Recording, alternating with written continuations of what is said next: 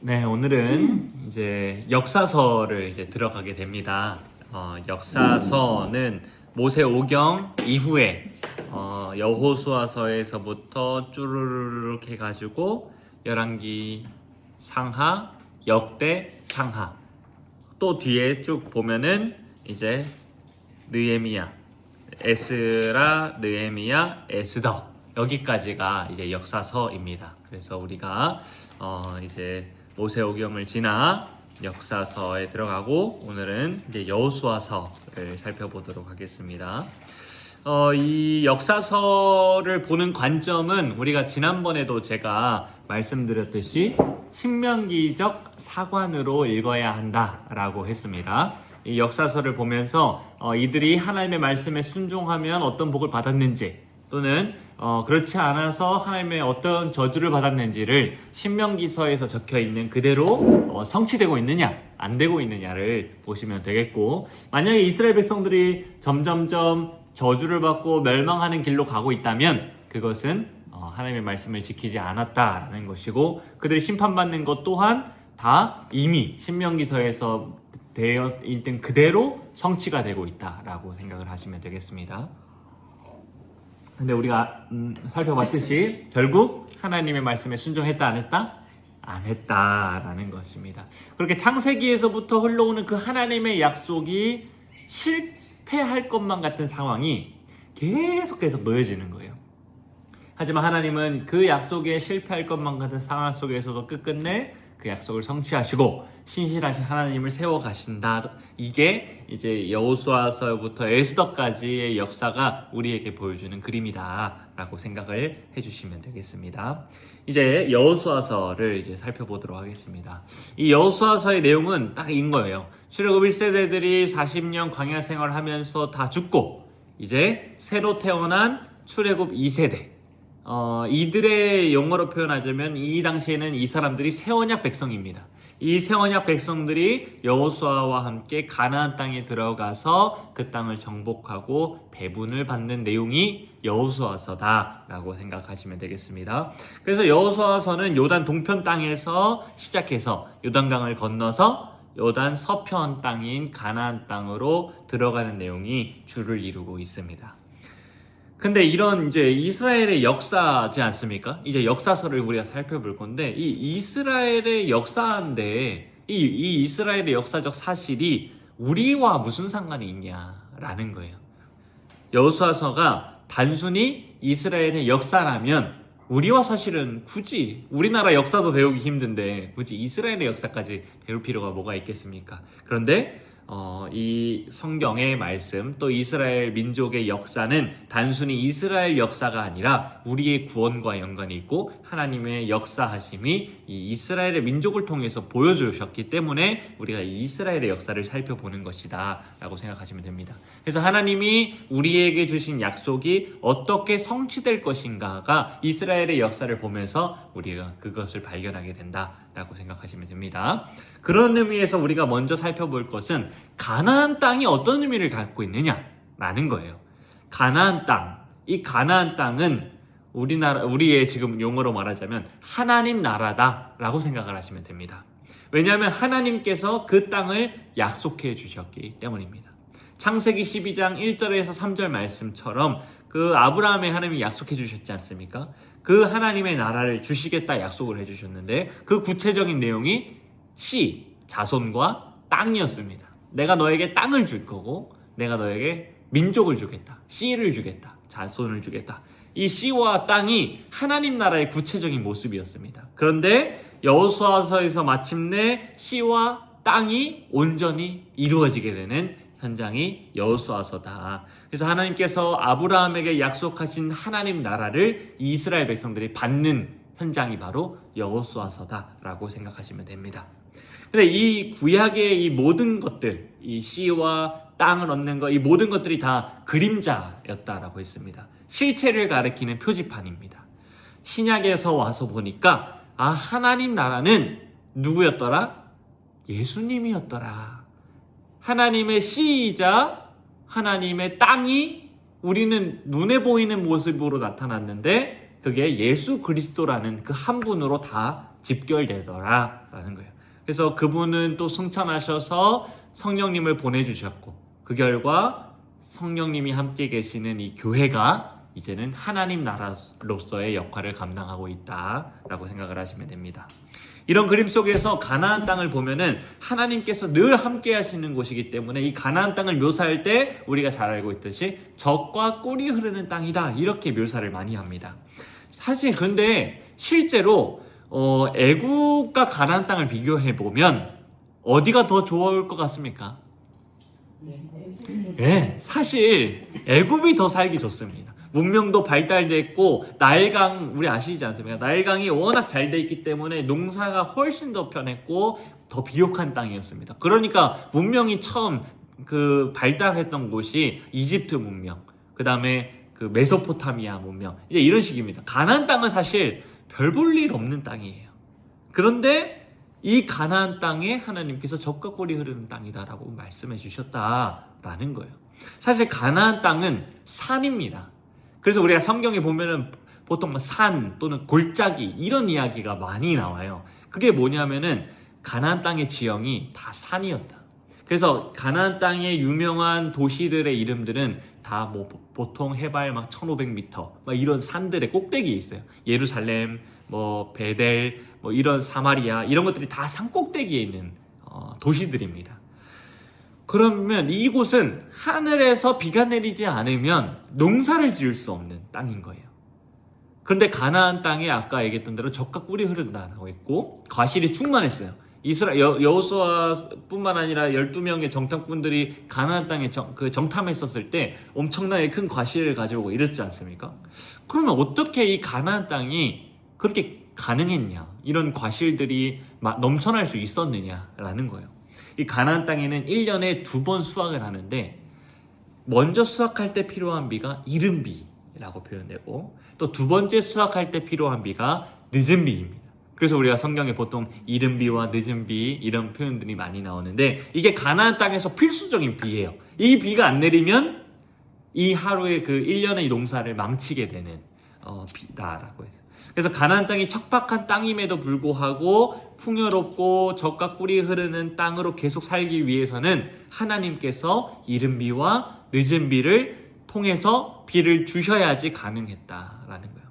그리고 정말로 이스라엘 백성들은 하나님과 함께 가나안 땅에 살면서 젖과 꿀이 흐르는 땅을 맛볼 수 있었다라는 거예요. 이처럼 하나님께서는 광야에서는 만나로 이스라엘 백성들을 돌보시고 먹여주시고 그 다음에 자신들과 함께함을 그렇게 드러내셨다면 가나안 땅에서는 이른 비와 늦은 비라는 이 비를 통해서 임마누엘을 드러내셨어요.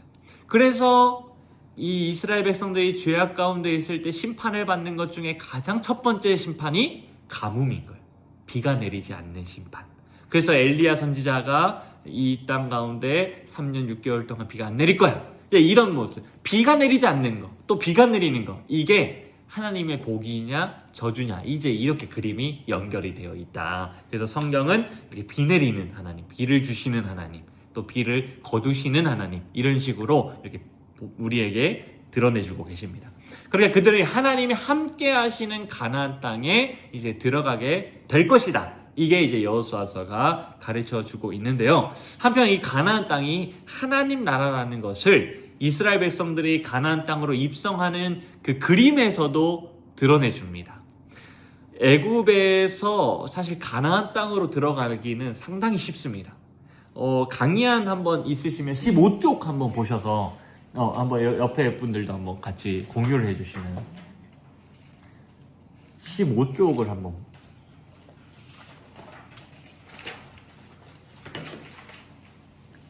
네, 여기 지도가 딱 있지 않습니까? 여기 보면은 애굽에서 가나안 땅으로 들어가려면 바로 가까운 데가 어디입니까? 그냥 위로 그냥 쭉 올라가면 되지 않아요? 저기 지중해를 끼워서 그대로 애굽 저기 산 꼭대기에서 위로 쭉 올라가면은 가나안 땅 입성이 된단 말이에요. 그런데 하나님이 이 애굽 출발해서 바로 가나안 땅으로 들어가지 못하게 하고 밑으로 시내산, 시나이 반도로 내려가게 한단 말이에요. 예, 그래서 40년 동안 뺑뺑뺑 광야를 돌고 가나안 땅으로 입성하는데 바로 또 그 올라가지 않고 요단강 동편 쪽으로 돌려요. 맞죠? 좀 따라오고 계십니까? 네. 예, 동편으로 돌려서 이 동편 땅에서 그때 신명기서가 모세를 통해서 이렇게 선포됐지 않습니까? 그 다음에 여호수아가 이제 요단강을 건너오기 시작하고 서편으로 들어옵니다. 엄청 힘든 길로 가는 거예요. 근데 왜 가나안 땅의 입성을 이런 그림으로 보여주셨냐? 동에서 서쪽으로 들어가는 개념. 자, 창세기에서 아담과 하와가 에덴 동산에서 쫓겨날 때 동쪽으로 쫓겨납니다. 그리고 에덴의 입구에 그룹들이 지키고 있어요. 이처럼 입구가 동쪽에 있었다는 거예요. 에덴 동산의 입구는 동쪽에 있었어요. 그렇다라는 것은 하나님 나라는 서쪽에 있다라는 것이죠. 입구가 동쪽이니까 서쪽이 에덴 동산. 다르게 말하면 하나님 나라가 있어요.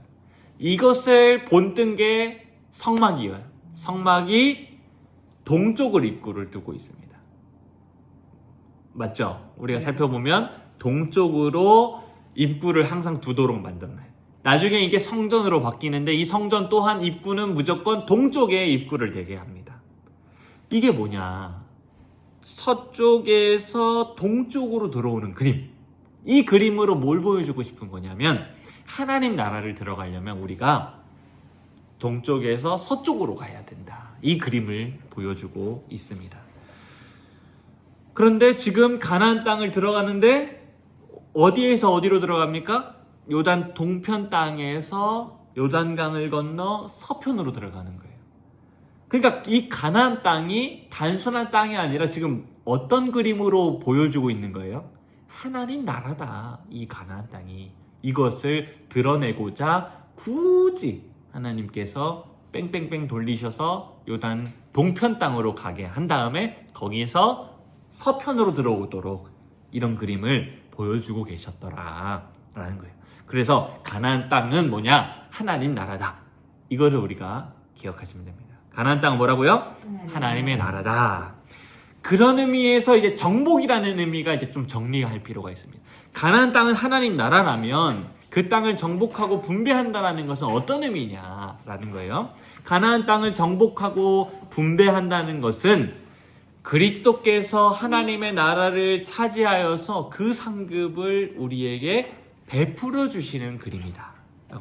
단순히 땅 따먹기가 아니다. 우리 영토 확장하는 개념이 아니라 하나님께서 하나님이 주신 그 나라, 기업, 그 기업을 우리에게 주시는 그림이다.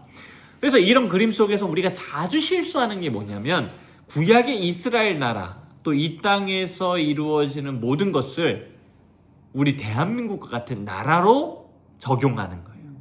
또는 여전히 우리가 이 땅에 있는 그 이스라엘이라는 나라로 우리가 적용을 해버리는, 이게 오해예요. 그렇게 적용하면 안 된다. 구약에 나오는 가나안 땅, 이스라엘 나라는 모두 뭐라 그랬어요? 하나님의 나라이고, 그 하나님의 나라는 지금 어디로 축소되었습니까?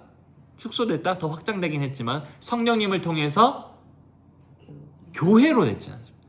그러면 이스라엘의 나라, 이 모든 정치, 문화, 이 모든 것들은 지금 어디로 적용해야 돼요? 교회로 적용해야 돼요. 자, 예를 들어서 이스라엘 백성들이 강성해졌어요. 나라가. 그래서 이 강성한 나라가 이제 이 솔로몬 시대에 엄청나게 강성해서 저기 누구야 스바 여왕이 이렇게 찾아오고 막 이런 시대가 있지 않습니까? 이 시대를 보고 하나님 잘 믿으면 우리 대한민국이 엄청나게 부강한 나라가 될 거야. 이렇게 적용할 것이 아니라 교회가 복음 진리의 말씀대로 살아간다면 이 복음의 원리로 세상을 이렇게 영향을 끼치면서 빛과 소금의 역할을 감당하는구나. 세상에 하나님을 모르는 자들이 교회로 막 들어오고 있는 그림이구나. 이렇게 적용을 해야 된다는 거예요. 자, 남유다와 북이스라엘이 분열되지 않습니까? 아, 하나님의 말씀대로 안 사니까 이렇게 분열되는 거야. 우리 대한민국도 남한과 북한으로 분열되는 이유는 하나님의 말씀대로 살지 않았기 때문이야. 우리가 하나님의 말씀대로 살면 우리 통일이 될 거고, 이제 이렇게 가면 또 안 된다. 그게 아니라, 아, 교회가 분열이 되고 있구나. 지금 하나님의 신앙의 일치가 이루어지지 않았기 때문에 교회가 분열되고 있구나. 이제 이렇게 적용을 해야 된다라는 거예요.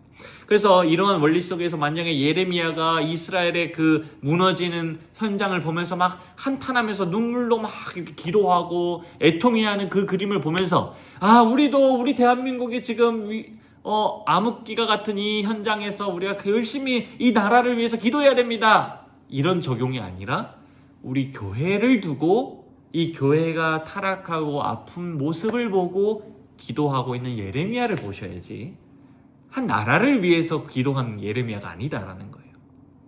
알겠습니까? 물론 우리도 대한민국을 위해서 기도해야 되고 이 세상의 평화와 안정을 위해서 기도해야 되는데, 구약 성경에서 이스라엘을 위해서 기도하는 것을 가지고 우리도 그래서 이렇게 기도해야 된다라고 적용해서는 안 된다라는 거.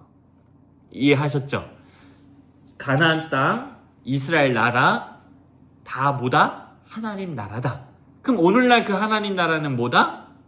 교회다. 그래서 우리는 다 적용을 교회로 하셔야 된다 라는 겁니다. 한편 이제 여호수아서에서 정복을 하기에 앞서서 뭘 중요하게 여기냐면 믿음을 중요하게 여겨요. 믿음. 우리가 뭐 계속해서 살펴봤던 거 아니겠습니까? 우리 신명기에서도 믿음이 뭐냐라는 것을 정의했는데요. 믿음으로 땅을 정복하는 거예요. 이스라엘 사람들이 능력이 있어서 이 땅을 취한 게 아니다라는 거예요. 하나님이 주시겠다고 약속하셨기 때문에 이들이 받는 거고, 그 믿음은 뭐예요? 하나님이 주시겠다고 한 것을 아멘으로 받아들이는 것이 믿음이라고 우리가 지난 신명기에서 살펴봤습니다. 그래서 이 사실, 하나님이 약속하신 것을 주신다라는 것을 믿음으로, 그것을 믿으면 이 사람들은 그 땅을 정복할 수 있게 되는 거예요. 근데 여기서 또 우리가 이런 오해를 갖습니다. 하나님께서 그러면 하나님이 약속하신 그 이스라엘 백성들에게 하나님의 약속을 주셨다면 구약시대에는 이방인들은 그럼 구원받지 못한 거 아니냐, 이제 이런 생각을 할 수가 있습니다. 근데 구약시대에 이방인들 구원 못 받습니까?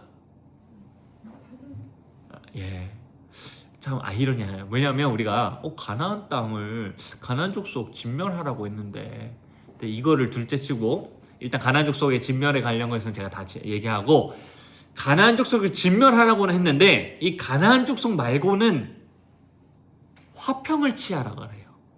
우리 한번 찾아볼까요?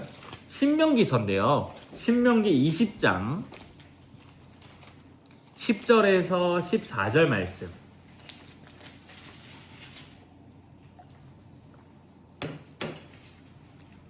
자, 신명기 20장 10절에서 14절 말씀입니다. 10절만 먼저 함께 읽어볼까요? 시작. 네가 어떤 성읍으로 나아가서 치료할 때에는 그 성읍에 먼저 화평을 선언하라. 예. 그러니까 이방 다른 민족과는 사실 싸우지 말라는 말이에요. 화평을 먼저 선언해야 돼요. 근데 쳐야 할 때가 있어요. 어떨 때? 거부할 때. 거부하면 칩니다. 그리고 그들이 그것을 화평을 받아들이고 우리의 다스림을 받겠습니다 하면은 얼마든지 그들은 이스라엘 민족 안으로 들어올 수 있었어요. 이방 민족을 만나면 먼저 화평을 선언해야 하고, 이 화평에 응하면 그들이 이스라엘 백성들의 다스림을 받게 된다. 이 이스라엘 백성들의 다스림에 들어온다라는 말은 무슨 말입니까? 하나님의 다스림을 받게 된다라는 말이에요. 이스라엘 나라에 들어온다라는 말은 교회에 들어온다라는 말이기 때문에 우리가 계속 그렇게 적용해야 된다 했습니다. 이처럼 이방 민족들은 사실 선교의 대상이에요. 그들이 구원받아야 되는 대상이라는 거예요. 이미 구약 시대에도. 이게 아까 제가 얘기했던 솔로몬 시대에 어느 정도 성취가 됐습니다. 솔로몬 시대가 부강하면서 두로와 시돈에서 그 성전을 위해서 막 조공을 바치거든요. 그 다음에 스바 여왕 같이 이방의 나라들의 사람들이 이스라엘의 조공을 바치러 막 와요. 이 그림이 뭐냐? 교회가 세상으로 확장되었다. 구원이 이방 민족에게 확정되었다. 이런 그림은 이미 구약 시대에도 적용되고 있었다라고 생각하시면 됩니다.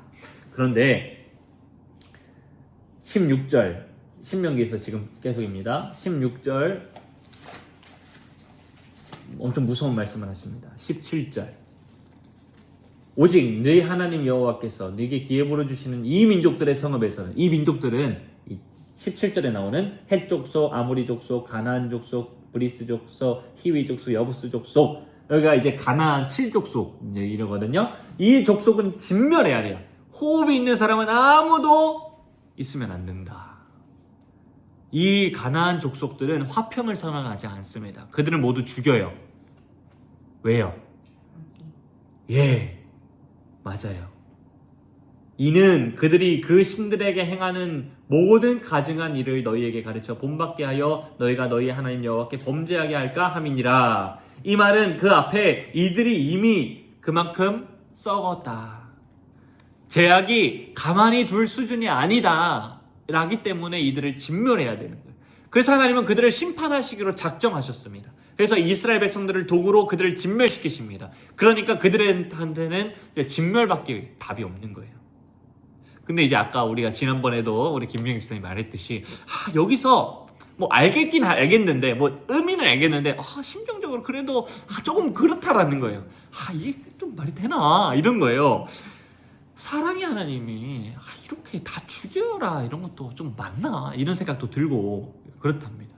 하지만 우리가 정말 기억해야 될 건 뭐냐면 하나님은 공의로우신 분이라는 것을 우리가 또 놓치면 안 됩니다. 죄에 대해서는 결코 용납하지 않으십니다. 그래서 하나님은 가나안 족속을 진멸하시기는 거예요. 사실 이 진멸은 가나안 족속뿐만 아니라 그냥 다 진멸의 대상입니다. 우리 모두는 다 죽어야 돼요. 그래서 소돔과 고모라도 진멸하려고 할 때 아브라함이 의인이 같이 진멸하면 되겠습니까? 막 하면서 하지만 결국 진멸당하지 않습니까? 그리고 가나안 족속도 죄가 찼고 이제 하나님께서 그 몇 년간을 기다렸지만 이제 너희들은 심판해야 되겠다. 진멸해야 되겠다. 이렇게 하고 이제 진멸을 감행하시는 겁니다. 그런데 우리가 구약의 율법을 또 문자 그대로 받아들이면 된다 안 된다? 안 됩니다. 구약 스스로가 이 율법을 문자 그대로 받아들이지 않도록 우리에게 가르쳐줘요. 분명히 하나님 호흡 있는 자 하나도 살리지 말라라고 명령하셨잖아요. 그러면 가나안 족속 다 죽여야 돼요. 그런데 가나안 족속이라고 해서 죽이지 않는 자들이 나온다라는 거예요. 누가 안 죽었을까요? 그렇죠. 라합. 이 여리고성에 있었던 사람 아닙니까? 그 다음에 한 민족이 죽지 않은 족속이 있어요. 기브온 족속이라고. 이 족속은 원래 여부스 족속의 한 지파입니다. 근데 이 족속에 한 명도 안 죽습니다. 어떻게 안 죽었을까? 한번 찾아보겠습니다. 자, 여호수아 2장 9절. 자, 라합이 이제 여리고성 무너지는 그 심판을 듣고 이제 그 정탐했지 않습니까? 그 정탐꾼들을 숨겨주기 위해서 하면서 말을 한 게 있어요. 우리 9절에서 11절 한번 읽어보도록 하겠습니다. 시작. 말하되 여호와께서 이 땅을 너희에게 주신 줄을 내가 아노라. 우리가 너희를 심히 두려워하고 이 땅 주민들이 다 너희 앞에서 간담이 농나니 이는 너희가 애굽에서 나올 때에 여호와께서 너희 앞에서 홍해물을 마시게 하신 일과 너희가 요단 저쪽에 있는 아모리 사람의 두 왕 시온과 옥에게 행한 일 곧 그들을 진멸시킨 일을 우리가 들었음이니라. 우리가 듣자 곧 마음이 녹았고 너희로 말미암아 사람이 정신을 잃었나니 너희의 하나님 여호와는 위로는 하늘에서도 아래로는 땅에서도 하나님이시니라. 아멘. 자, 우리가 다 알고 있다. 이 땅에 너희들에게 주실 것을 우리 모두 알고 있다. 뿐만 아니라 지금 애굽에서 나올 때에 있었던 일을 우리가 알고 있다. 자, 지금 이 시점에서 출애굽한 시점은 40년 전입니다. 근데 40년 전의 이야기를 이미 여리고성 사람들은 들었고 두려워하고 있었다라는 거예요. 그런데 두려워했는데 라합은 여호와 하나님을 믿고 경외하게 되는 거예요. 두려워서 나는 진멸의 대상이야. 나는 심판받아야 돼. 그렇지만 당신의 그 하나님이 정말 하나님이라는 것을 내가 믿습니다. 정말 그렇게 돼. 내가 진멸당할 대상이 맞아요. 하지만 당신 그래서 하나님이 그 참 하나님이 맞습니다. 이렇게 지금 고백하고 있어요. 자, 여호수아 9장 한번 볼까요? 이제 기브온 족속은 어떻게 말하는지. 여호수아 9장 3절 4절 3절 4절 함께 읽어볼게요. 시작. 기브온 주민들이 여호수아가 여리고와 아이에 행한 일을 듣고 꾀를 내어 사신의 모양을 꾸미되 헤어진 전대와 헤어지고 찢어져서 기운 가죽 포도주 부대를 나귀에 싣고. 자, 지금 여호수아가 여리고와 아이에게 행한 일을 지금 듣게 된 거예요. 다르게 말하면 하나님이 하신 일을 지금 들었어요. 그러니까 어떻게 하냐면 사신의 모양을 꾸며서 먼 곳에서 온 것처럼 흉내낸단 말이에요. 이게 지금 뭐 하고 있는 걸까요? 어떤 걸 속이고 있는 거예요? 멀리서 왔다. 왜 멀리서 왔다는 걸 속여야 될까요? 가나안 땅을 다 짓는 거다. 그렇죠. 다르게 말하면 우리 아까 지금 신명기 20장 읽었지 않습니까? 이미 이들이 신명기 20장의 말씀을 알고 있었다는 거예요. 하나님은 가나안 족속이 아닌 자들은 화평을 먼저 선언할 것이다라는 것을 알고 있었다는 거예요. 그러니까 지금 이 사람들이 그걸 알고 하나님의 약속을 그렇게 하니까 우리가 비록 이게 거짓말이지만 그렇게라도 해서 우리가 살자. 하나님 약속 붙들고 살아가 보자. 이렇게 하는 거예요. 제가 예전에 정탐할 때 거짓말이라고 했을 때 사실 팩트를 말하지 않는 게 거짓말이라고 하지 않았죠. 하나님의 약속을 말하는 것은 거짓말이라고 하더라도 거짓말이 아니다라고 했어요. 지금 이 사람들이 꾀를 냈다라고 했지만 하나님의 약속을 붙드는 모습 아니겠습니까? 이 사람들 참 신기하다는 거. 이 사람들은 원래 자기들이 진멸당할 거 알고 있어요. 그리고 그 하는 걸 듣게 보니까 정말 하나님이 참 신이었구나. 그러면 어떻게 해요? 정말 하나님이 약속하셨던 그 말씀, 우리가 그럼 구원받을 수 있는 길이 뭐야? 이게밖에 없습니다. 그럼 우리가 할 수 있는 게 뭐야? 그렇게라도 하는 거예요. 정말 우리가 봤을 땐 정말 이게 될까? 어떻게 보면 정말 하찮은 꿈임 아니겠습니까? 그런데 그렇게 하면서 정말 멀리 온 그 신명기 20장의 말씀을 붙들고 우리가 살아가 보자. 그래서 지금 화평을 선언하고 매주를 온 거란 말이에요. 그래서 여호수아는 저는 여기에서 하나님께서 일부러 여호수아의 눈을 가리켜줬다라고 저는 받아들입니다. 그래서 이 기브온 족속이 구원을 받게 되는 그림으로 우리한테 보여주는 것이 아닐까 이렇게 저는 생각을 하고 있습니다. 그냥 지금 뭐예요? 하나님의 마음은 진멸이 아니었어요. 가나안 족속이조차도 이미 돌이킬 수 없어요. 이미 이제 진멸이 선언됐어요. 이제 심판받아야 돼요. 이제 끝나요. 그런 자들조차 하나님의 약속을 붙들고 두려워서 회개해요. 저 진멸의 대상 맞습니다. 근데 하나님의 약속 저 붙듭니다. 그래서 저 구원해 주세요. 라고 하면 하나님은 그들을 그럼에도 불구하고 진멸하신다? 아니요. 구원해 주신다. 이거예요. 그러니까 우리는 그 하나님의 마음을 알아야 돼요. 그럼 진멸받은 자라는 이미 가나안 족속에서 진멸이 됐으면 그들은 이 회개의 기회마저도 안 받아들였기 때문에 당연히 진멸받아야 될 자들이었던 거지. 우리가 너무 하나님이 너무하시다라고 하는 게 아니라 사실 가나안 족속이 너무한 거죠. 라합 받지 않겠습니까? 여리고성 사람들이 라합이 어떻게 구원받았는지 알지 않았겠습니까? 기브온 족속들이 그 여리고성 듣고 아이성에 어떻게 행하신 일을 듣고 우리 이렇게 해야 된다라고 다 들었어요. 그런데 그렇게 하지 않은 사람들도 있었더라. 하나님은 그렇게 해서 구원받고자 하는 사람들을 다 구원해 준단 말이에요. 그래서 우리는 여기서 하나님 너무하신 거 아닌가가 아니라 하나님 그래도 자비하셨구나. 하나님이 끝끝내 인내하시는구나. 그 진멸의 대상 이제 선언하셨는데 그럼에도 불구하고 그들이 돌아오겠다 하면 받아주시는구나. 이런 마음으로 우리는 받아들여야 된다. 하지만 하나님은 죄와 함께 할 수 있다 없다? 없다. 이거 우리 꼭 죄를 없애는 것이 하나님의 공의로우심이다 라는 거 우리가 꼭 기억해야 돼요. 그래서 진멸하실 수밖에 없다. 그런데 약속을 믿고 죄를 회개하는 자는 죄를 없애주시겠다 여겨주시는 거예요. 그래서 진멸의 진정한 의미는 공의로우신 하나님, 그 하나님 나라에는 죄가 없어야 된다. 거룩해야 한다.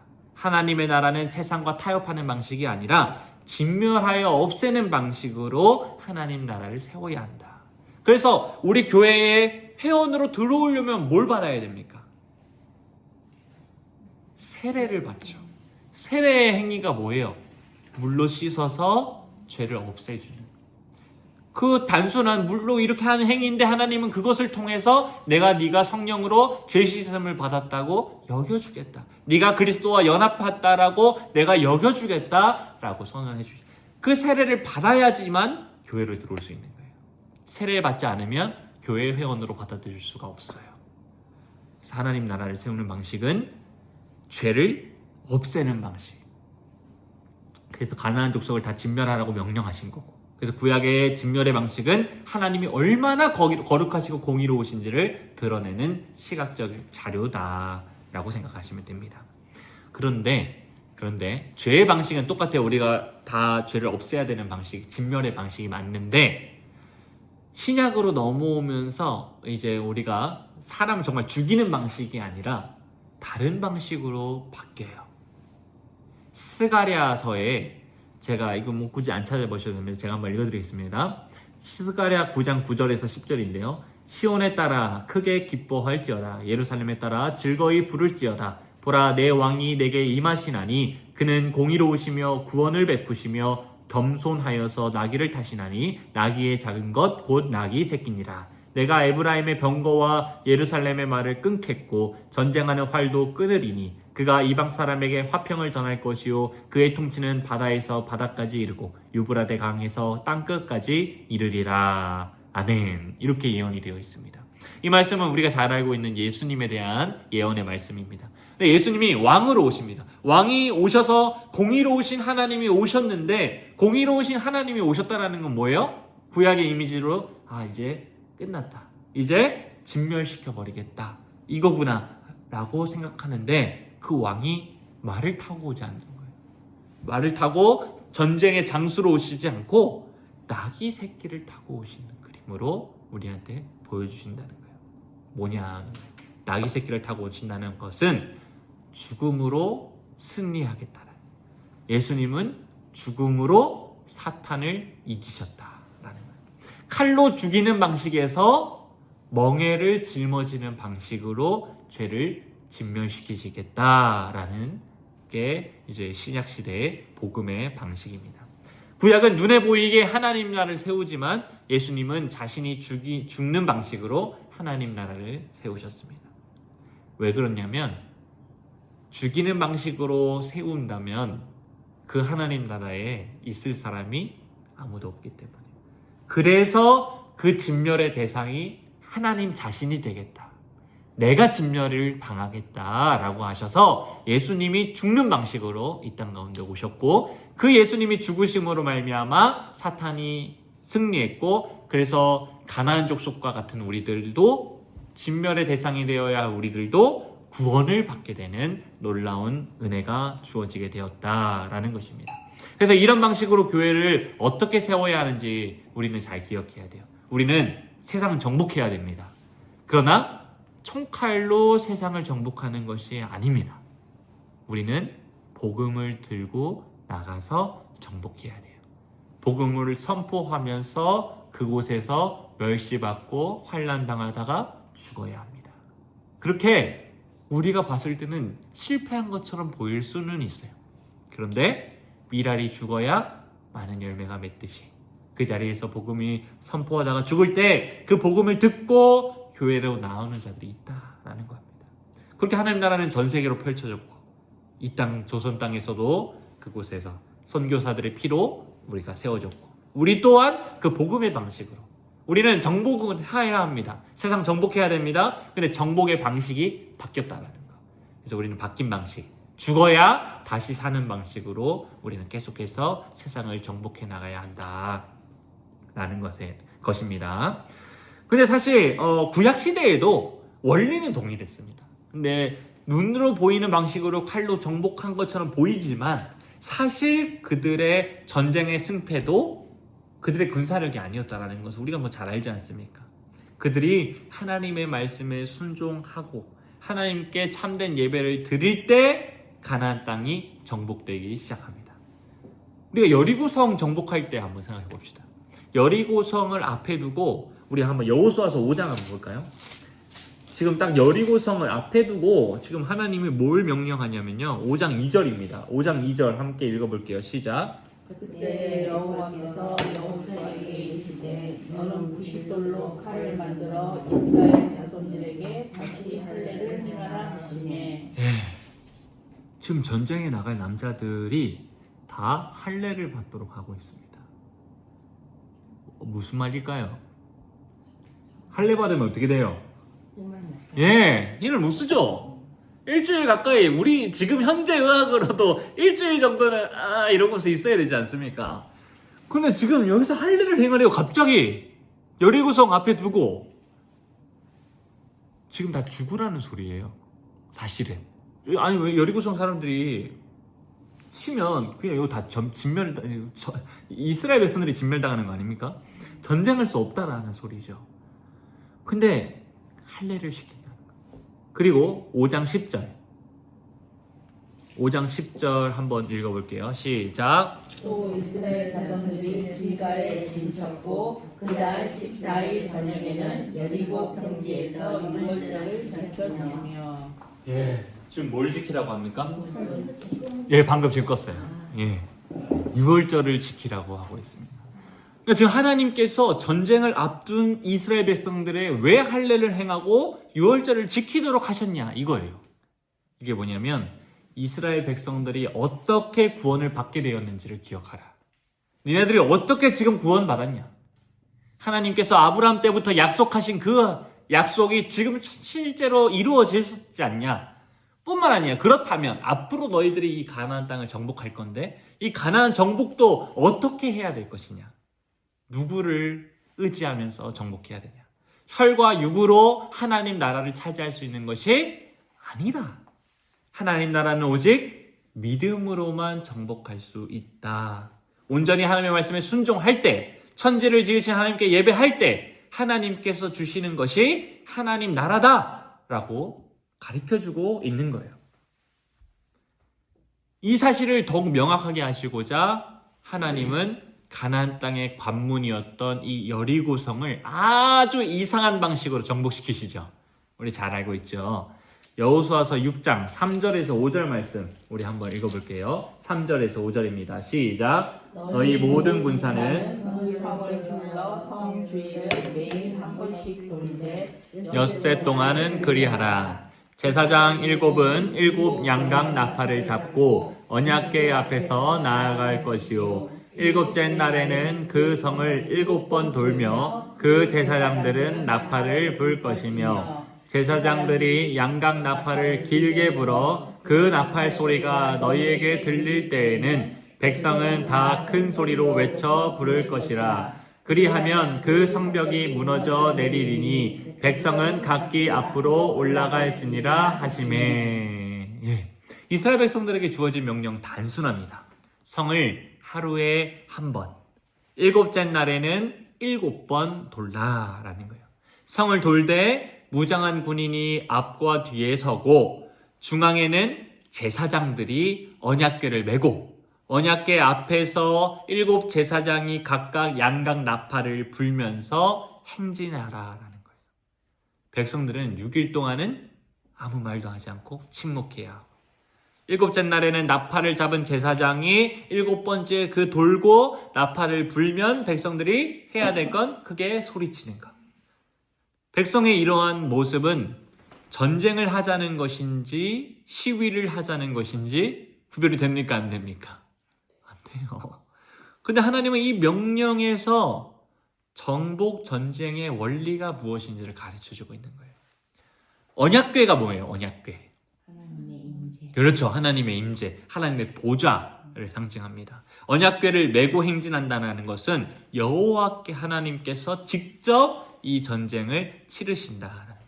이것을 통해 알 수 있는 것은 여리고성을 대표되는 이 정복 전쟁은 하나님이 도와주시는 것이 아니라 하나님이 친히 싸우신다는 거예요.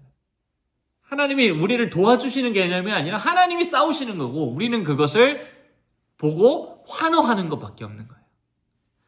애국군대를 흩으시고 시온과 옥을 치셨던 그 하나님께서 여리고성을 무너뜨리겠다라고 지금 말씀하고 계신 거예요. 그리고 동시에 언약궤는 자기 백성들과 아까 함께 하시는 임재 장소라고 했지 않습니까? 그래서 하나님께서 친히 하늘에서 강림하셔서 자기 백성들과 교제하시는 현장입니다.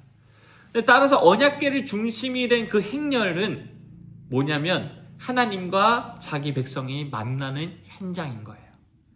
원래 언약궤가 지성소 안에 있지 않습니까? 그래서 이스라엘 백성들은 볼 수가 없어요. 그런데 지금 행렬 가운데 언약궤가 떡하니 그 중앙에 있단 말이에요.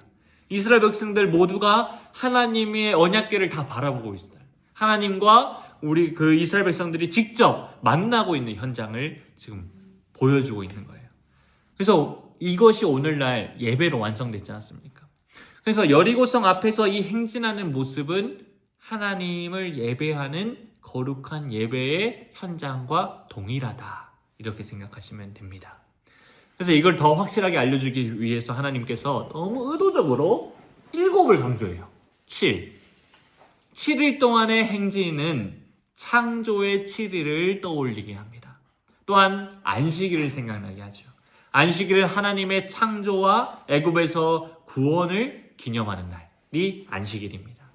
이 하나님은 창조 때에 창조를 통해서 하나님 나라를 건설하셨듯이 이 지금 여리고성 정복 이스라엘을 하나님 나라 가나안 땅을 주실 때 지금 이 7일 창조를 통해서 하나님께서 하나님 나라를 주시겠다 이렇게 선언하고 계시는 거고. 근데 보면은 또 여리고성을 7일 동안 돌고 7명의 제사장이 마지막 7째 날에 7번을 돌게 하면서 하나님이 지금 하나님 나라를 창조하고 계시는 것을 계속 우리한테 보여주고 있고 그 다음에 참 안식을 정말 하나님 나라를 건설하셔서 참 안식을 우리에게 제공해주고 계시구나 이것을 지금 이스라엘 백성들이 보고 있는 거예요. 그러니까 나팔을 부는 것 이것도 굉장히 의도적입니다. 나팔 소리는 하나님의 임재의 대표적인 상징이에요. 성경에서 나팔 소리가 난다. 이런 거는 하나님이 임재하실 때 막 나는 소리거든요. 신약에서도 예수님이 재림하실 때 나팔 소리가 막 들리고 막 이제 막 그래요. 그게 다 하나님이 임재하시는 장소. 신의 산에서 하나님이 나팔 소리로 강림하셨고 나팔 소리와 함께 임재하시는 하나님은 이스라엘과 언약을 맺으셨고 또한 나팔 소리는 전쟁의 신호이기도 합니다. 하나님의 전쟁을 시작하며 나팔을 불도록 하셨기 때문에 나팔을 부는 행위는 하나님과 자기 백성이 긴밀하게 교제하는 것뿐만 아니라 하나님이 친히 대적들을 물리치셔서 구원을 행해 주신다. 이게 동시에 이 나팔 소리라는 거에 있어요. 그렇기 때문에 자 정리하면 언약궤를 맨 제사장, 양각 나팔을 부는 7제사장, 7일 동안 성 돌기, 또 7째 날에는 7번 돌기 뿐만 아니라 매번 나팔 소리와 함께 행진하는 일. 이 모든 행위가 지금 하나님과 자기 백성 사이에서의 교제인 예배를 나타낸다. 하나님은 이러한 모든 행위를 통해 가나안 정복 전쟁을 예배 전쟁으로 지금 규정하고 계신 것이고 예배를 통해서만 전쟁에서 승리할 수 있다라는 것을 우리에게 알려주고 계신 거예요. 그런데 곧바로 이 여리고성보다 굉장히 작은 아이성이 있었어요. 근데 이 아이성 보니까 여리고성도 우리 했는데 아이성 그냥 몇 명 보내면 우리 금방 승리할 수 있을 거야 라고 하고 하나님의 말씀에 순종하지 않고 갔는데 어떻게 돼요? 아이성에 망했어요. 하나님의 말씀에 불순종했기 때문에 이것을 통해서 우리는 예배를 통해서만 하나님의 말씀에 순종할 때야만 죄와 싸워서 이길 수 있음을 보여주고 있다라는 거예요. 그래서 이것을 기억하기 위해서 여호수아서 쭉 이제 여리고성 아이성 전투가 있고 나서 여호수아 8장 30절 되니까 여호수아 8장 30절 이하에 보니까 여호수아가 에발산에서 제단을 쌓고 율법책에 기록된 축복과 저주의 말씀을 다시 낭독하면서 여호수아 이 정복 전쟁이 뭐냐, 어떻게 우리가 승리할 수 있냐, 이거를 계속 보여주고 있습니다. 그런데 이런 말씀 앞에서 우리는 참 맞아, 하지만 현실은 그렇지 않다라는 거에 난감하다라는 거예요. 여리고성을 무너뜨리기 위해서 해야 할 것이 하나님께 예배드리는 것이라는 그 방법이 세상에서 방식으로 봤을 때는 어처구니 없는 일이기 때문에 우리가 해야 될 게 이게 전부가 이거라니까 답답한 거죠. 무능해 보이기도 하고 우리가 마주하고 있는 현실을 도무지 이해하지 못하는 사람의 헛소리처럼 보이는 거예요. 이스라엘 백성들도 그렇게 생각하지 않겠습니까? 그러니까 역사서의 모든 모습들이 이스라엘 백성들이 이 방법이 아닌 다른 방법으로 하려다가 각기 자기네 소견에 옳은 대로 하려다가 망하는 모습들을 밖에 없게 되는 거예요. 도리어 역사서는 하나님이 무능했다가 아니라 이스라엘 백성들이 무능했다라는 것을 보여주는 거예요. 하나님의 방식이 무능한 게 아니라 세상 방식이 오히려 더 무능했다, 더 실패했다라는 것을 보여주고 있는 거예요. 그래서 우리는 참된 지혜가 뭐냐? 참된 하나님의 방식, 어떻게 하면 정말 이 세상을 이길 수 있냐? 여호수아서를 읽어가면서 한번 이렇게 찾아가 보시면 좋겠습니다. 이제 여호수아가 여리고성을 정령하고 아이성을 정령함으로써 가나안 땅의 이 중앙 부분을 딱 이렇게 정복을 하게 됩니다. 강의한 한번 37쪽에 보면은 아마 이제 좀 정복의 이런 순서들이 좀 적혀 있거든요. 그림이. 이걸 한번 보시면서 성경도 보시면서 제 이야기를 한번 들어보시면 조금 유익할 겁니다. 예, 이제 그 여리고성 아이성이 그 가나안 땅의 중앙 부분에 있습니다. 이게 딱 쳤어요. 근데 그때 이 소식을 예루살렘 왕 아도니세덱이 듣게 돼요. 네, 여호수아서 10장 1절인데요. 한번 볼까요? 자, 여호수아서 1장 10절. 10장 1절. 자, 여리고성이랑 아이성 빼앗긴 거 보고 또 기브온 족속이 그 여호수아 편 이스라엘 백성들에게 들어간 거 보고 예루살렘 왕 아도니세덱이 그걸 듣고 2절 크게 두려워했어요. 여기까지는 모두가 동일합니다. 라합도 그랬고요. 기브온 족속도 그랬고요.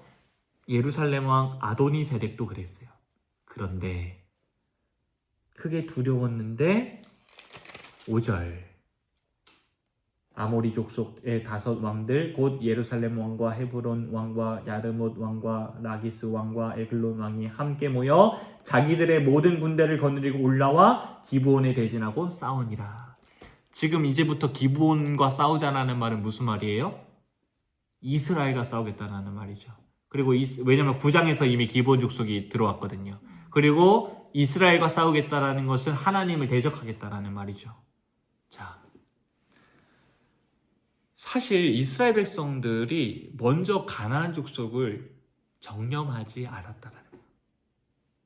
우리가 보기엔 가나안 족속을 다 먼저 쓸어버렸다라고 생각을 하는데 성경에서 가르쳐주는 것은 가나안 족속들이 하나님의 구원 소식을 듣고 두려워서 하나님께 회개하는 자는 구원받는데 대적하여서 싸움을 거니까 싸우게 되는 거예요. 마치 우리 화평하고 화평 선언하면 이걸 또 동일하게 사실 가나안 족속도 그렇게 하고 있는 거예요. 만약 예루살렘 왕 아도니세덱이 크게 두려워서 라합과 기브온 족속처럼 이스라엘에게 붙겠다고 하면은 구원 받겠습니까? 안 받겠습니까? 받습니다. 이미 다 해서 보여준 거 아닙니까? 그런데 거절했고 오히려 대적했고 그렇게 여호수아가 아모리의 모든 땅 왕과 땅을 취하게 된. 네. 누가 잘못한 겁니까? 이 예루살렘 왕, 이 아모리 족속, 이 남부 지방에 있는 많은 사람들이 크게 두려워했으면 하나님 말씀대로 살아야지. 근데 그걸 거절했기 때문에 심판받는 거지. 이들이 뭐 잘못한 게 있으니까 심판받는 겁니다. 네. 사실 구원에 그게 있었다. 자기들이 거절한 거다. 자, 이제 11장 1절입니다. 이렇게 남부지방을 이제 치게 되거든요. 근데 이제 북부지방이 남았지 않습니까? 이 소식을 하솔왕 야빈이 듣게 됩니다. 여기도 11장 1절에도 그 소식을 들었지 않습니까? 1장 1절 하솔왕 야빈이 이 소식을 듣고 싸우러 나간다는 거예요. 듣고 두려워서 하나님의 약속을 의지했다면 구원받았겠지만 이들도 듣고 이스라엘과 싸우려고 들었다. 그런데 10절에 보면 좀 특이한 게 있습니다. 하솔은 본래 그 모든 나라의 머리였더니 이렇게 되어 있지 않습니까? 근데 그 머리를 누가 쳤대요? 여호수아가 쳐 죽였다. 자, 이 머리라는 가나안 땅의 머리였다라는 말인데 이거는 실질적인 지배자였다. 이제 이런 말이에요. 근데 여호수아가 그를 쳐 죽였다. 이러면서 북부 지역까지 이제 가나안 땅을 정령하는데 이 결론 11장 23절이 나오거든요. 이 싸움의 결론인데요. 23절 한번 같이 읽어보겠습니다. 시작. 이와 같이 여호수아가 여호와께서 모세에게 말씀하신 대로 그 온 땅을 점령하여 이스라엘 지파의 구분에 따라 기업을 주매 그 땅의 전쟁이 그쳤더라. 자, 한 절만 앞서서 22절에도 보면은 아직 남아있는 사람들이 있다 그랬죠. 13장에 봐도 정복하지 못한 지역이라면서 쭉 나와요. 그런데 23절은 가나안 온 땅을 정령하였고 그 땅의 전쟁이 그쳤다. 이렇게 묘사하고 있어요. 거짓말 아닙니까? 왜 이렇게 적혀 있을까요?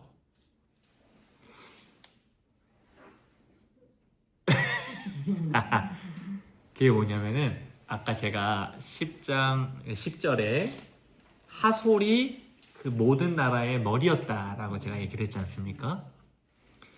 머리를 쳐서 죽였기 때문에. 자, 머리가 깨졌다. 뭐가 떠오르십니까?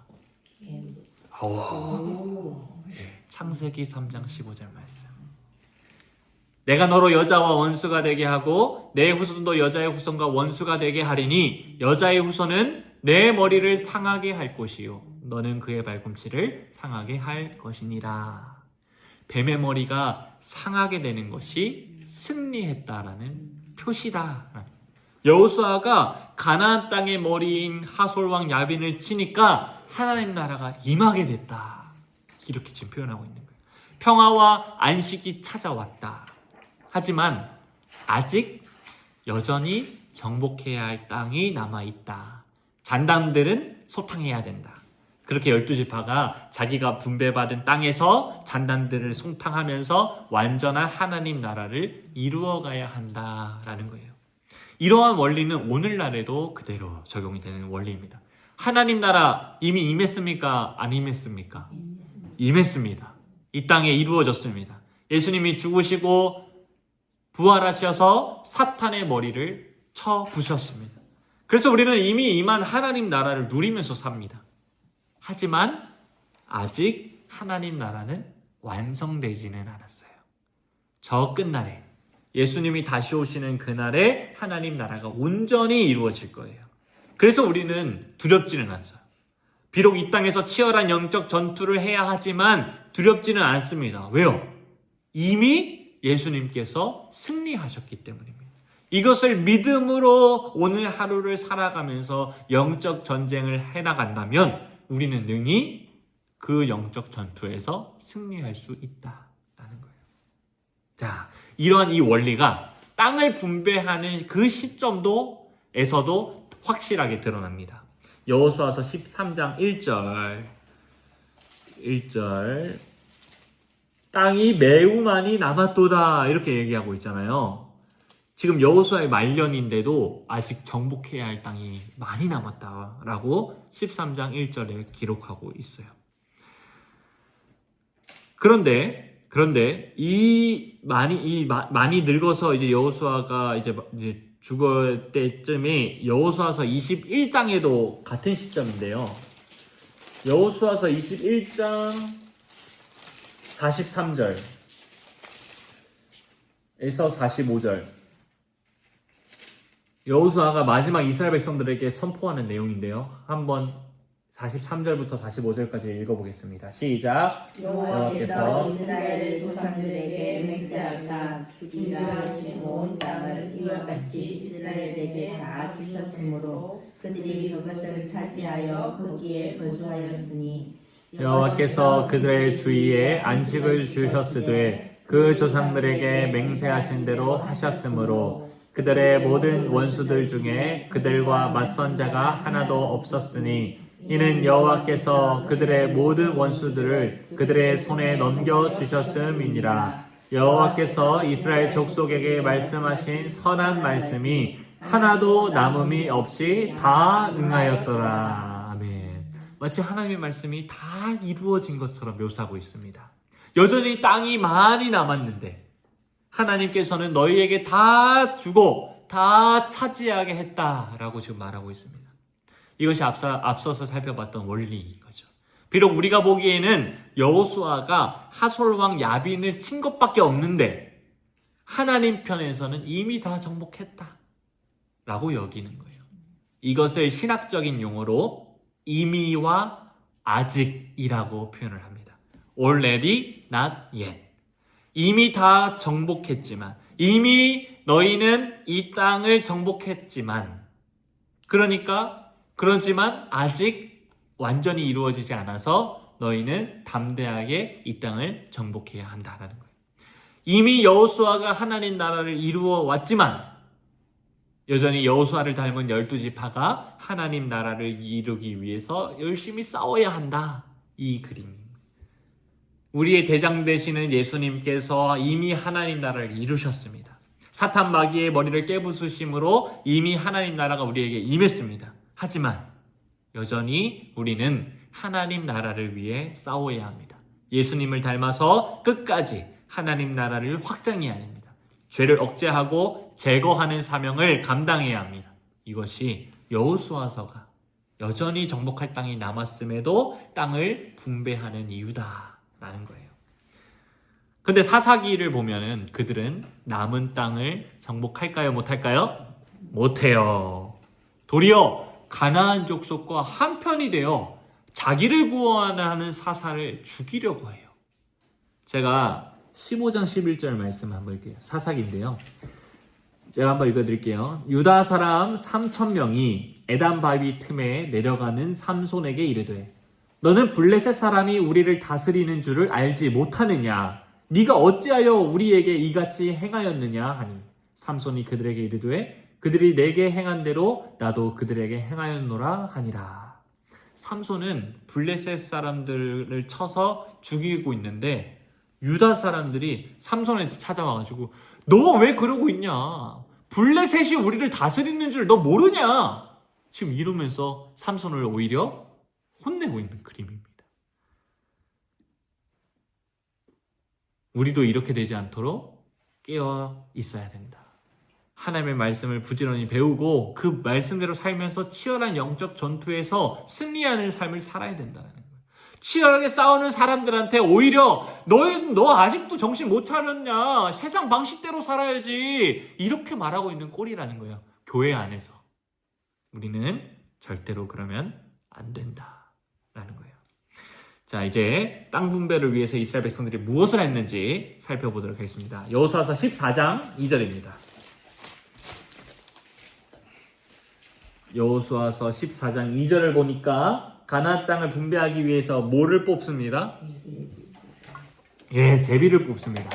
이거는 영적 의미로 어떤 걸 말하냐면 우리의 행위나 노력이 포함되지 않는다라는 의미를 가지고 있어요.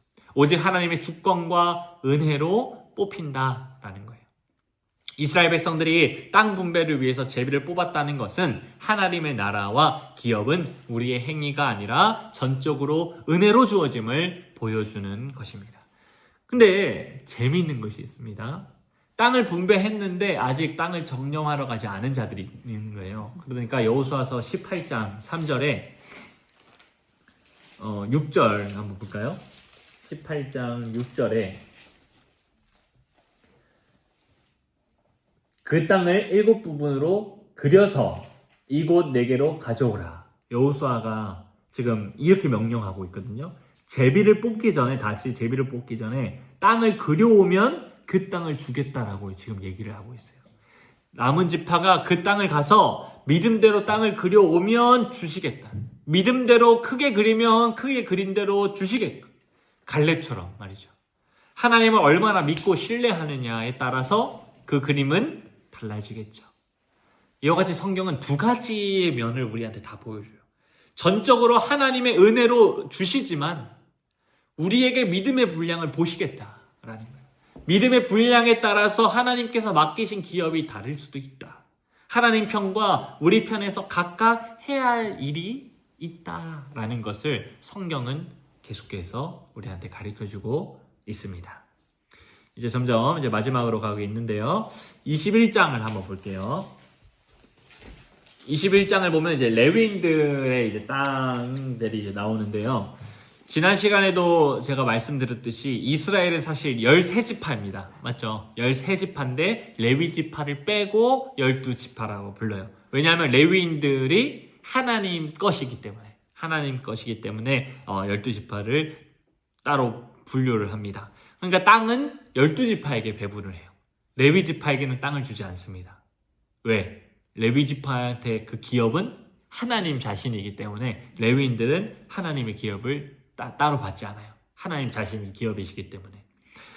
그 대신 레위인들도 살아야 되지 않습니까? 그 방법이 뭐냐면 12지파에게 주어진 11조를 통해서 레위인들이 살 수 있게 돼요.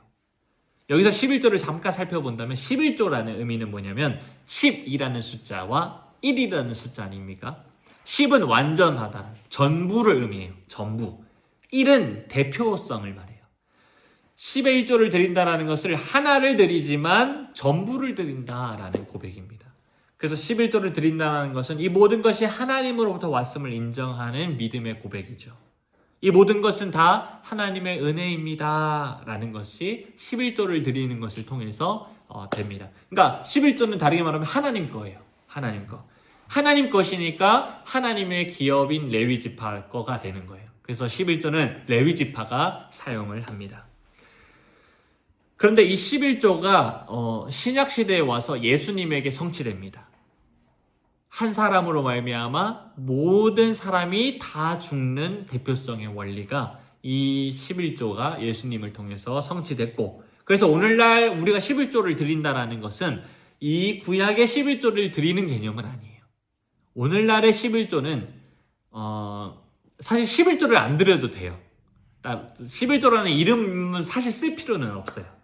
그런데 이제 보통 우리가 하나님께 헌금을 드려야 되고 마땅히 하나님한테 행해야 될 거고 우리가 고백해야 되는데 어떻게 얼마를 드리는 게 좀 좋을까 했을 때, 그러면 구약의 전통에 따라서 율법으로서가 아니라 대략 우리가 예산 중에 한 10분의 1을 드리는 것이 좀 어떻겠냐라고 해서 여전히 오늘날에도 우리는 11조를 드리고 있습니다.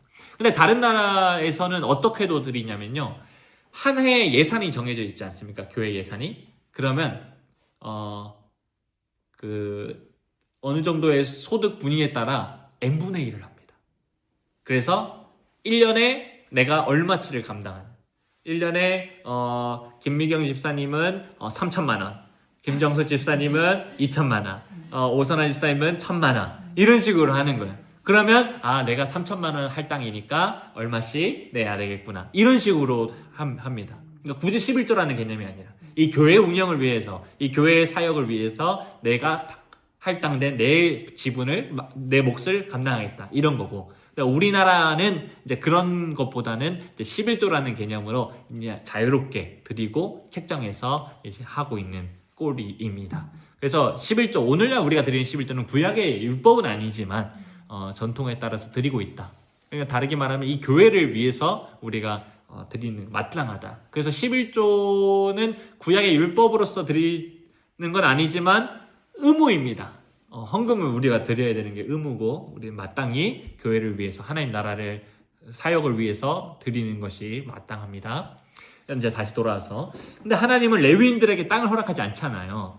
그렇다면 아무런 땅을 주시지 않는 거냐라고 했을 때 그거는 또 아닙니다. 레위인들한테 각자 지파한테 줬던 것 중에 몇 개를 사실 너희들 이 땅 니네 건데 그 중에 일부는 레위인들한테 줘, 이렇게 또 다시 뺏어와요. 그래서 48개의 성읍을 이렇게 흩어져서 살도록 합니다. 그러니까 자기 땅이 아닌 각 지파별로 속한 땅을 받는 것이죠. 그러니까 이것을 통해서 레위인들은 각 지파에 흩어져서 말씀을 가르치는 사역들을 감당해야 하고, 12지파 입장에서는 이 땅은 원래 내게 아니야. 레위 지파가 땅을 살고 있는 그 땅을 보면서 원래 하나님 것이었지, 내가 누리고 있는 것은 하나님 것이야. 그러니까 하나님 말씀에 순종하는 삶을 살아야 돼. 이렇게 이 레위인들을 보면서 하나님의 말씀대로 살려고 노력하는 모습으로 그들이 깨닫게 되었다라는 거예요. 그런 의미에서 레위인들이 타락한다라는 것은 이스라엘 전체가 타락할 수밖에 없는 거고, 사사기도 그런 의미에서 레위인들의 타락으로 시작됐다라고 보시면 되겠습니다. 자, 이제 마지막으로 여호수아서 22장에 나오는 사건을 한번 살펴볼 건데요. 여호수아서에서 보면은 우리가 요단강 기준으로 요단 동쪽 땅을 먼저 정복했지 않습니까? 그 모세 때 이미 여기 땅을 정복하잖아요. 므낫세 반지파, 르우벤 지파, 갓 지파가 여기를 이제 땅을 받게 되는데, 그래서 여단 속편으로 이제 정복하러 들어가려고 할 때 이들한테 너희들도 들어가야 된다 이렇게 말하고 자기 가족들 남겨두고 다 같이 들어와요. 근데 이제 21장 마지막 되니까 우리가 아까 읽었던 이제 온 땅을 다 차지했다, 끝났다 이렇게 끝나지 않습니까? 그러니까 남은 자들이 돌아가야 되겠죠. 이제 므낫세 반지파, 르우벤 지파, 갓 지파는 이제 자기 땅으로 돌아가야 됩니다. 그 돌아가는 사건이 22장인데 여기에 10절을 보니까 뜬금없이 르우벤 지파와 갓 지파와 므낫세 반 지파가 요단 강가에 뭘 쌓아요? 제단을 쌓는 거예요.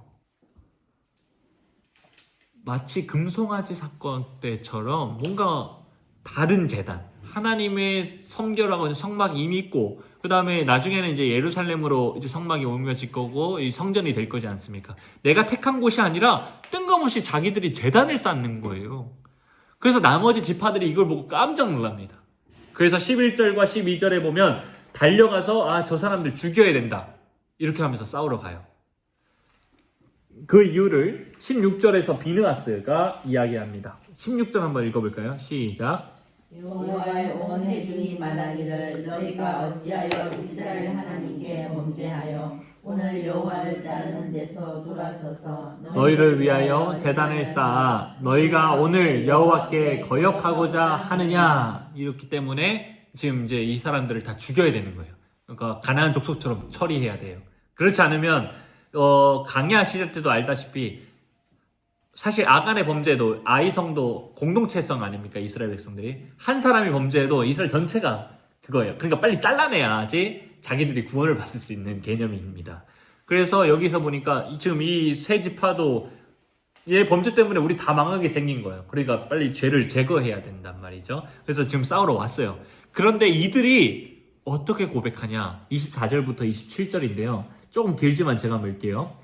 우리가 목적이 있어서 주의하고 이같이 하였노라. 곧 생각하기를 후일에 너희의 자손이 우리 자손에게 말하여 이르기를 너희가 이스라엘 하나님 여호와와 무슨 상관이 있느냐? 너희 르우벤 자손, 갓 자손아, 여호와께서 우리와 너희 사이에 요단으로 경계를 삼으셨으나니 너희는 여호와께 받을 분깃이 없느니라 하여 너희의 자손이 우리 자손에게 여호와 경외하기를 그치게 할까 하여 우리가 말하기를 우리가 이제 한 제단을 쌓기를 준비하자 하였노니 이는 번제를 위함도 아니요 다른 제사를 위함도 아니라 우리가 여호와 앞에서 우리의 번제와 우리의 다른 제사와 우리의 화목제로 섬기는 것을 우리와 너희 사이와 우리의 후대 사이에 증거가 되게 할 뿐으로써 너희 자손들이 후일에 우리 자손들에게 이르기를 너희는 여호와께 받을 분깃이 없다 하지 못하게 하려 함이라 라는 거예요. 짧게 요약하자면 이것만, 하나님께서 우리에게 행하신 일을 후대에 전수하면서 그들이 서로 신앙이 분열되지 않도록. 왜냐하면 가나안 땅은 사실 여기인데 지금 사실 확장된 거지 않습니까? 그러니까 요 9개 반지파가 니네들 무슨 상관이야? 하나님은 엿기를 주기로 했는데 이렇게 했을 때 이 나머지 지파가 우리도 하나님한테 받은 분깃이야. 이게 하나님한테 주신 거야. 우리 하나님 한 공동체야. 이 요단강이라는 게 있어서일 뿐이지 우리 한 공동체야. 그렇기 때문에 그 신앙의 고백을 확인하고자 이 요단강가에 지금 큰 제단을 쌓았다. 지금 이렇게 말하고 있는 거예요. 그러자 이제 나머지 지파들이 그런 의도였으면 오케이 좋아 이렇게 하면서 돌아갑니다. 그러니까 이 제단은 마치 성례전적이다라고 할 수 있어요. 뭐냐면 이 제단을 바라볼 때 하나님의 약속이 생각나도록 하는 것이죠. 그러니까 마치 선악을 알게 하는 열매를 볼 때 누가 우리를 다스리고 있구나. 또는 노아의 무지개를 보면은 하나님이 우리의 약속을 해주셨구나. 또 각 지파의 땅에 살고 있었던 아까 제가 레위인들 그 48개의 성읍을 각 지파별로 봤을 때 이 땅은 하나님이 주신 거야 라고 보면은 깨달을 수 있도록 서로 제단을 바라보면서 우리 모두가 한 신앙 고백 안에 있는 거야 라는 것을 확인시켜 주는 거예요. 그래서 우리가 성례가 눈에 보이는 말씀 아닙니까? 세례와 성찬이 그래서 눈에 보이는 말씀으로 그걸 보여줌으로써 예수 그리스도에서 내 안에 내가 그리스도 안에 우리 모두가 그리스도 안에 한 지체구나 이런 것들을 눈으로 보여주는 것처럼 성례는 아니지만 성례 전적으로 이 제단이 그 역할을 감당하고 있었다라는 거예요. 그래서 여호수아서 22장 34절은 이렇게 마무리합니다. 르우벤 자손과 갓 자손이 그 제단을 에시라 불렀으니 우리 사이에 이 제단은 여호와께서 하나님이 되시는 증거라 함이더라. 그러니까 이처럼 이스라엘 백성들은 각지에 흩어져 있지만 여호와 하나님에 대한 신앙을 일치시키려고 노력했다라는 거예요. 이제 각 지파별로 흩어져야 될 때입니다. 맞죠? 그런데 그 중간에 갑자기 제단을 쌓으면서 지금 이 일이 벌어졌어요. 이게 뭘 말하냐? 신앙 고백의 일치가 그만큼 중요하다라는 거예요. 이제 앞으로 너희들 다 흩어져 살 거야. 근데 신앙 고백이 흩어지면 안 돼. 한 신앙 고백. 우리는 여호와 하나님을 섬기는 거야. 우리 모두는 그것을 확인하고자 이 제단을 쌓았다라는 거예요. 이게 이 사건을 보면서 우리가 어떻게 적용해야 되냐면 우리의 신앙 고백이 일치시키기 위해 우리가 얼마나 노력하고 있는가를 돌아봐야 되는 거예요. 우리의 신앙은 변질되기 쉽습니다. 자꾸 왜곡이 생기고 오해가 생기고 누군가 그렇게 말했을 때 맞냐 그것도 맞는 것 같은데 막 이렇게 이제 막 잘못돼요. 하와도 그런 거 아닙니까? 뱀이 막 꼬시니까 하나님이 선악과 말고도 이제 다른 거 그러니까 하나님이 다른 것도 막 안 주셨던 것 같아. 막 이제 막 이런 식으로 막 표현한단 말이야. 막 편협하게 하나님을 표현해요. 근데 또 선악과를 먹으면 반드시 죽는다 그래서 그냥 죽을까? 그냥 그 정도로 얘기하는 것 같은데 이제 이런 식으로 막 왜곡을 한단 말이에요. 근데 우리도 하나님을 신앙을 계속 일치시키려고 노력하지 않고 신앙을 계속 확인하지 않으면 우리가 각자의 삶에서 흩어져서 각자의 가정에서 살아갈 때 막 왜곡이 생기고 흐트러지고 신앙이 변질되고 혹시나 그렇게 하다가 결국 하나님을 버리게 되는 경우까지 생기게 되더라라는 거예요. 하지만 하나님은 매주일마다 우리를 한자리로 모아주시고 우리가 믿는 하나님이 어떤 분이신지 계속 알려주시고 우리가 어떻게 살아야 하는지 계속해서 가르쳐 주신다는 그래서 우리가 서로 한 신앙 안으로 살 수 있도록 도와주시고 있다. 그리고 우리 교회 역사 속에서 신앙의 일치를 시키기 위해서 선배들이 신앙 고백서들을 이렇게 막 잘 모아놨어요. 사도신경이 그렇습니다. 사도신경뿐만 아니라 또 공교회적으로 고백하고 있는 게 우리 잘 배우고 있죠. 또 무슨 신경이 또 있는지. 니케아 신경이라는 게 있고 아타나시우스 신경이 있습니다. 이거는 집에 검색만 해도 아마 다 나올 겁니다. 그래서 꼭 한 번쯤은 읽어보시면 좋을 것 같아요. 그래서 우리 교회는 아마 이제 내년부터 올해부터죠. 이제 예배 도움지라고 해서 예배를 도움뿐만 아니라 요람 이렇게 같이 좀 짬뽕시킨 그런 거를 좀 출력을 해서 드릴 건데 거기에 이제 이런 신앙 고백을 담겨놨습니다. 그래서 우리는 오후 예배 때 이제 사도신경을 고백하는데 가끔씩 이제 니케아 신경 또는 아타나시우스 신경도 고백을 할 수도 있습니다. 그래서 그렇게 알고 계시면 좋겠고 이것뿐만 아니라 웨스트민스터 신앙 고백서 및 대소교리 문답이라는 게 있습니다. 이것도 우리가 적어도 이 정도 사도신경, 니케아 신경, 아타나시우스 신경, 웨스트민스터 신앙고백서 및 대소교리 문답 이 정도는 알고 있어야 우리가 신앙을 하면서 놓치지 않고 이상한 길로 빠지지 않을 수 있다라는 거예요.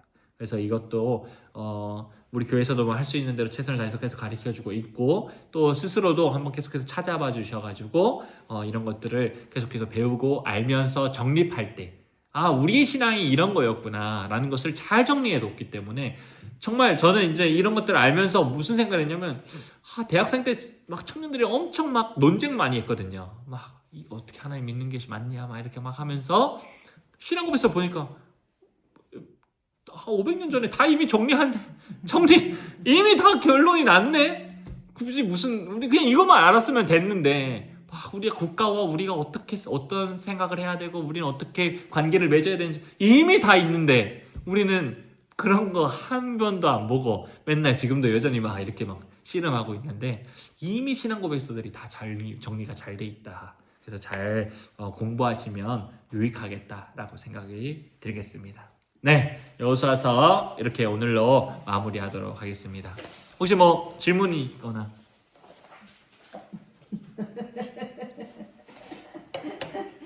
제가 지난주에 불편하다고 했던 게 아마 제가 그 질문의 대상이라서 불편했던 것 같아요.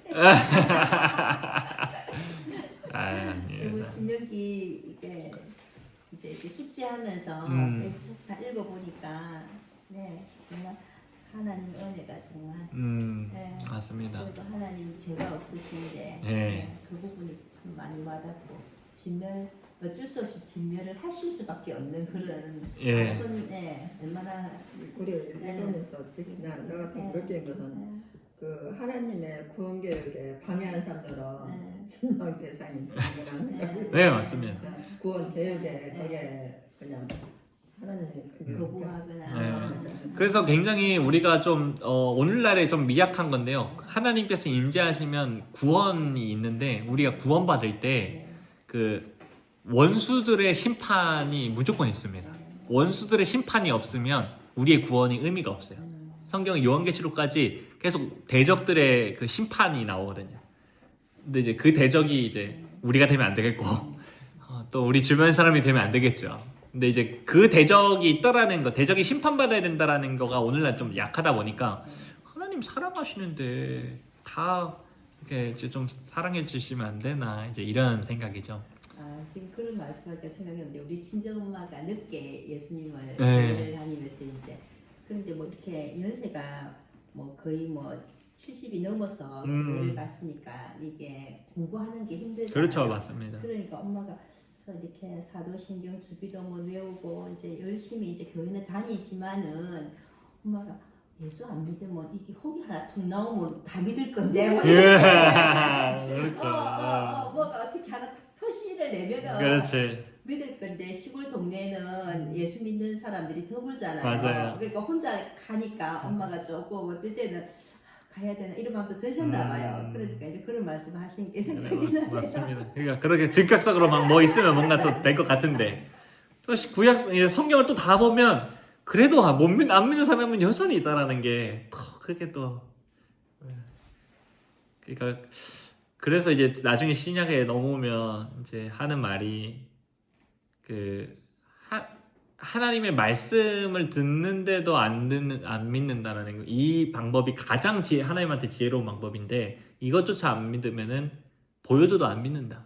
우리가 봤을 땐 보여주는 게 더 확실한 것 같은데 하나님은 보여주는 것보다는 듣는 것을 더 하나님이 선택을 하셔가지고 저도 그게 답답은 합니다. 좀 팍 이렇게 좀 이렇게 해야 되는데 그렇습니다. 예. 이게 부자와 나사로 비유에서도 그러니까 딱 그렇게 얘기하죠. 부자가 우리 형제들한테 가갖고 그 나사를 보내서 예. 말 받아. 예, 이미 하나님 말씀대로 안 들었으면은 그렇게 보여줘도 안 믿는다. 보고 믿는 자가 복되다 그렇게. 예.